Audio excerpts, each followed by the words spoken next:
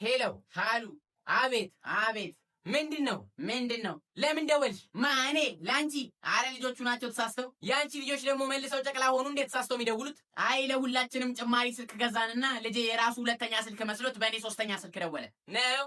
አዎ በቃ እሺ ደህና ሁኚ። ቆይ ታዲያ እንዴት ነው ቡና ስንት ገባ? አሁንም በመለኪያ ነው የምትጠቀሚው? ምን ነው ኪሎ ገዛሽ እንዴ?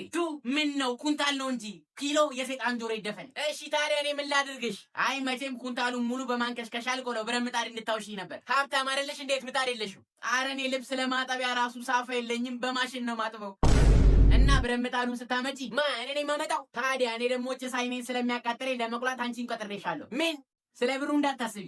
አረች እንደው ምን አይነት በቅርቡ ደግሞ አዲሱ ቤታችንን እናስመርቃለን። ጠላ ስለምንፈልግ እንኩሮን አንቺ ታነኩሪያለሽ። አንቺ ልጆችሽንም እቃ ለመሸከም እንፈልጋችኋለን ትጠሪያችኋለሽ። አረ እንደው መድኃኔዓለም አባቴ ከዚች አገናኘ። እኔ የምልሽ ባለቤትሽ ዘበኝነት ላይ እንዴት ነው?